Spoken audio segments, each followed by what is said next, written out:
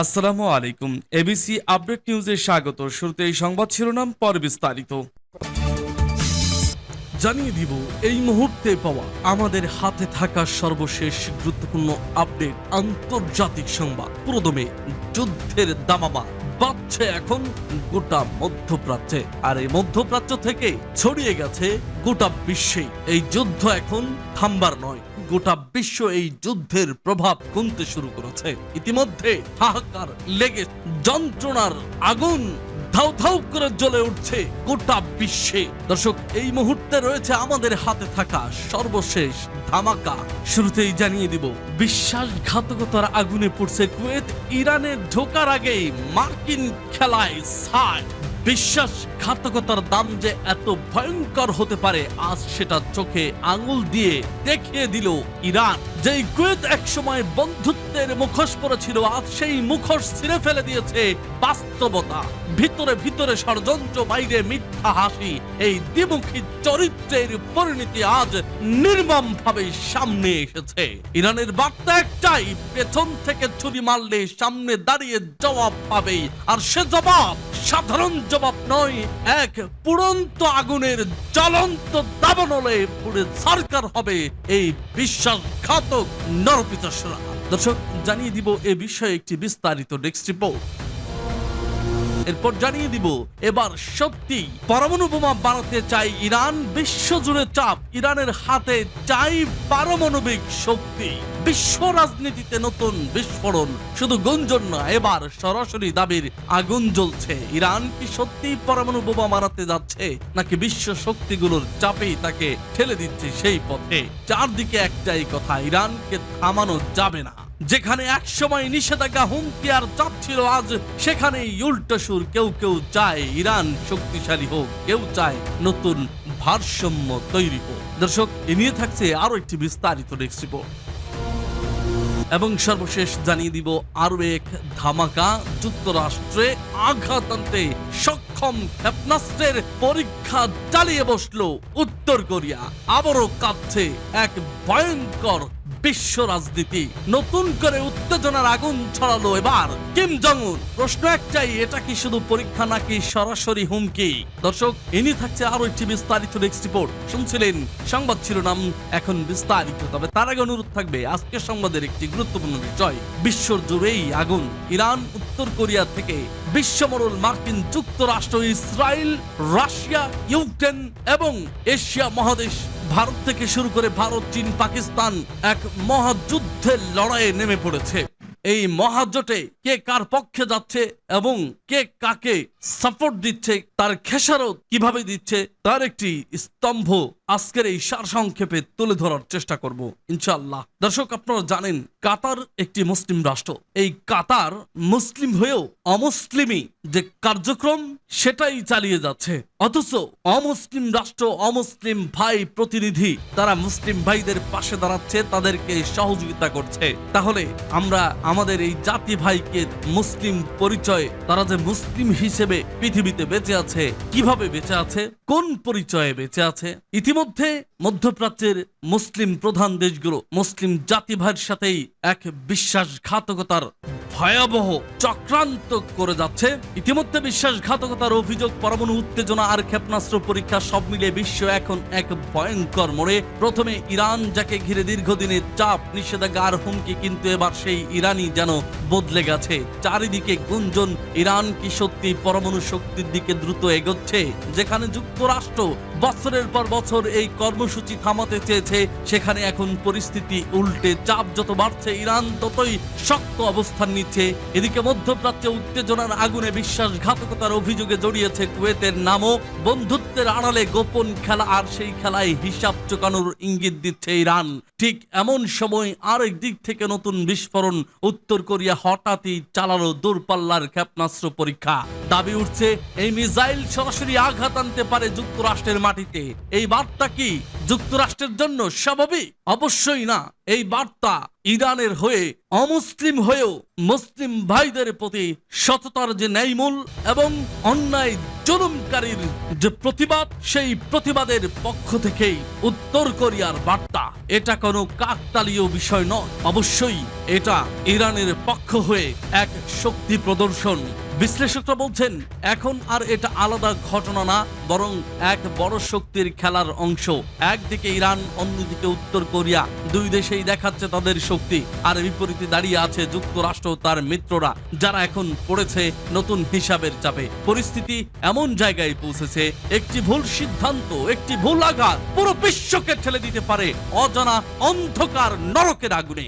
হয়তো সত্যিই শুরু হতে যাচ্ছে নতুন এক বিশ্ব সংঘাত, যেই সংঘাতে পুড়ে ছারখার হবে শুধু মধ্যপ্রাচ্য নয়, গোটা বিশ্বই পড়বে। ইতিমধ্যে পড়তে শুরু হয়ে গেছে।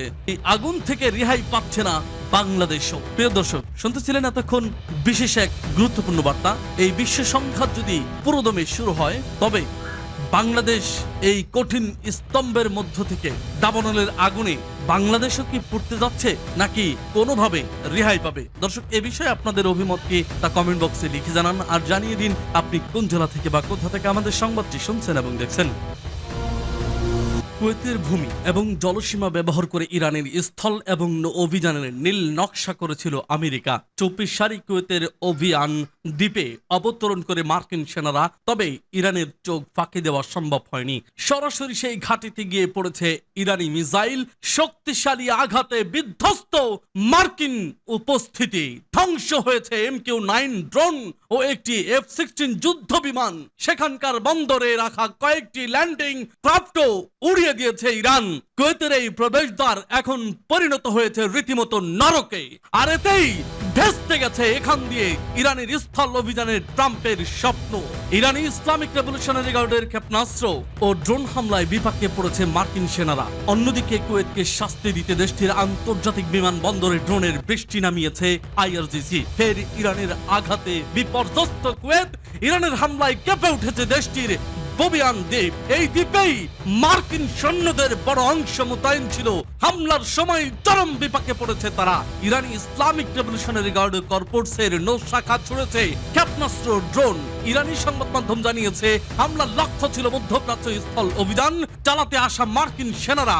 বোবিয়ান দ্বীপের লক্ষ্যবস্তু মার্কিন ঘাঁটিতে হামলা চালানো হয় বিশাল পরিসরে। এই সময় ইরানি ক্ষেপণাস্ত্রের আঘাতে ধ্বংস হয় একটি MQ-9 মডেলের ড্রোন এবং একটি F-16 জঙ্গি বিমান। এতে হতাহত হয়েছে বহু মার্কিন সৈন্য, তবে সে তথ্য প্রকাশ করছে না ওয়াশিংটন।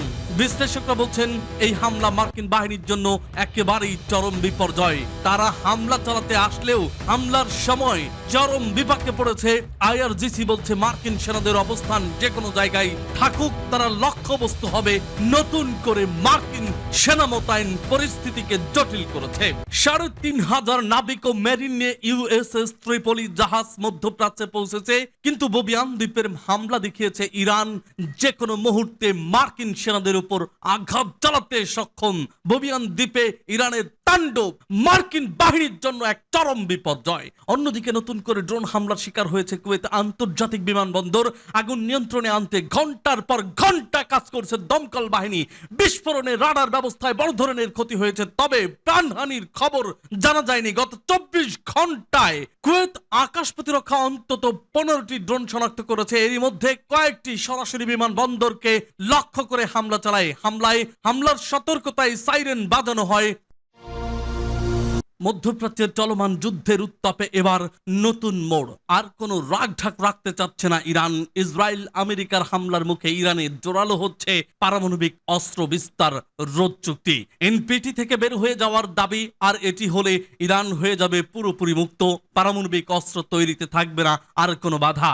ইরানের পারমাণবিক স্থাপনা, বিদ্যুৎ কেন্দ্র, এমনকি শিল্প কারখানায় ধারাবাহিক হামলা চালাচ্ছে দখলদারি ইহুদিবাদী ইসরায়েল আমেরিকা জোট।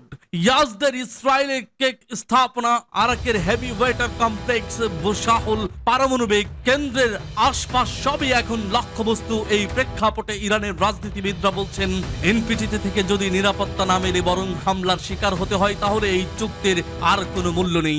বিশ্লেষকরা বলছেন ইরানের এই অবস্থানের পেছনে রয়েছে কয়েকটি বড় কারণ। প্রথমত, নিরাপত্তা ব্যর্থতা। NPT থেকেও ইরান তার পারমাণবিক স্থাপনাগুলোতে সুরক্ষিত রাখতে পারেনি, বরং এগুলোই হামলার লক্ষ্য লক্ষ্য হয়েছে।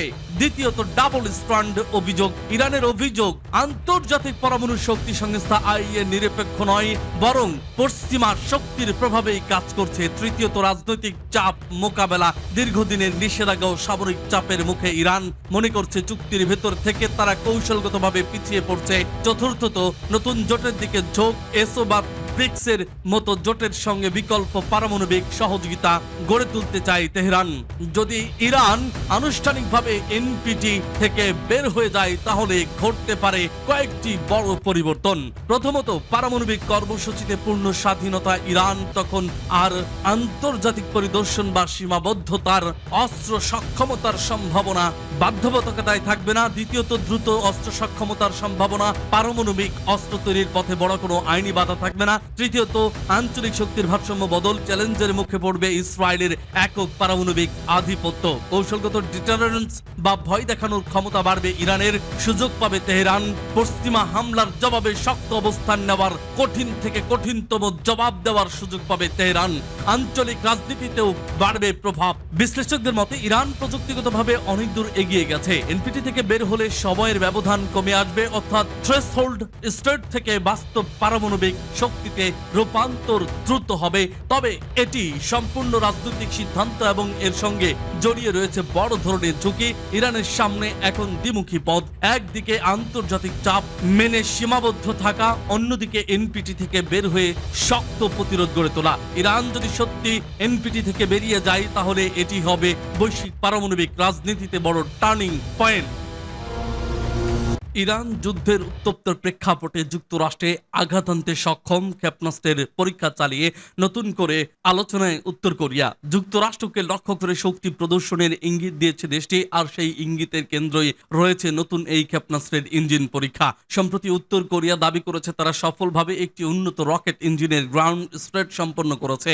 রাষ্ট্রীয় সংবাদ মাধ্যম KCN জানায়, এই গুরুত্বপূর্ণ পরীক্ষায় সরাসরি উপস্থিত ছিলেন দেশটির সর্বোচ্চ নেতা কিম জং উন। তার উপস্থিতি থেকেই স্পষ্ট এই প্রকল্প কতটা অগ্রাধিকার পাচ্ছে পিয়ংইয়ং। প্রতিরক্ষা বিশ্লেষকদের মতে এটি শুধু একটি সাধারণ পরীক্ষা নয়, বরং এটি উত্তর কোরিয়ার আন্তঃমহাদেশীয় ব্যালিস্টিক ক্ষেপণাস্ত্র বা ICBM সক্ষমতা আরো শক্তিশালী করার বড় পদক্ষেপ। এমন ক্ষেপণাস্ত্র যুক্তরাষ্ট্রের মূল ভূখণ্ডে পৌঁছাতে সক্ষম, এটাই পশ্চিমাদের জন্য উদ্বেগের প্রধান কারণ। সবচেয়ে গুরুত্বপূর্ণ দিক হলো এই নতুন ইঞ্জিনটি কঠিন জ্বালানি ভিত্তিক, অর্থাৎ উৎক্ষেপণের আগে দীর্ঘ প্রস্তুতির দরকার নেই। মুহূর্তের মধ্যেই ক্ষেপণাস্ত্র ছোড়া সম্ভব। সামরিক ভাষায় একে বলা হয় ফাস্ট রেসপন্স ক্যাপাবিলিটি, যা প্রতিপক্ষকে প্রতিক্রিয়া জানানোর সুযোগই দেয় না। KCN আরো জানিয়েছে পরীক্ষায় ব্যবহার করা হয়েছে আধুনিক কম্পোজিট কার্বন ফাইবার প্রযুক্তি। এতে ইঞ্জিন আরো হালকা কিন্তু শক্তিশালী হয়েছে। পরীক্ষায় সর্বোচ্চ থ্রাস্ট নির্ধারণ করা হয়েছে 2500 কিলোমিটার, যা অত্যন্ত উচ্চ ক্ষমতার ইঙ্গিত দেয়। তবে প্রশ্ন থেকেই যাচ্ছে এই পরীক্ষা ঠিক কোথায় এবং কবে হয়েছে এই বিষয়ে এখনো কোনো স্পষ্ট তথ্য দেয়নি পিয়ংইয়ং। এই রহস্যই বাড়িয়ে দিচ্ছে আন্তর্জাতিক উদ্বেগ। অন্যদিকে সম্প্রতি উত্তর কোরিয়ার পার্লামেন্টে দেওয়া ভাষণে কিম জং উন ঘোষণা দেন তার দেশকে একটি অপরাজয় পারমাণবিক শক্তি হিসেবে গড়ে তোলা হবে। সেই ভাষণে তিনি সরাসরি যুক্তরাষ্ট্রকে অভিযুক্ত করেন বিশ্বজুড়ে আগ্রাসন এবং রাষ্ট্রীয় সন্ত্রাসবাদের জন্য। কেন্দ্রীয় বিশ্লেষকদের মতে এই সময়টিও খুবই তাৎপর্যপূর্ণ। মধ্যপ্রাচ্যে চলমান উত্তেজনা, বিশেষ করে ইরান কেন্দ্রিক সংঘাতের মাঝে উত্তর কোরিয়ার এই পদক্ষেপ কাকতালীয় নয়, বরং এটি একটি কৌশলগত বার্তা, ওয়াশিংটনের প্রতি চাপ বাড়ানোর পরিকল্পিত প্রচেষ্টা। অনেকেই বলছেন এটি এক ধরনের স্ট্র্যাটেজিক সিগন্যালিং, যেখানে সরাসরি সংঘাতে না গিয়েও শক্তি প্রদর্শনের মাধ্যমে প্রভাব বিস্তার করা হয়। তাহলে কি নতুন কোনো বৈশ্বিক উত্তেজনার সূচনা হচ্ছে? স্পষ্টভাবেই বোঝা যাচ্ছে মধ্যপ্রাচ্যের সংঘাতে ইরানের পাশেই আছে উত্তর কোরিয়া। এই জোটের জন্য যুক্তরাষ্ট্রকে কতটা মূল্য দিতে হয় সেটাই এখন দেখার বিষয়।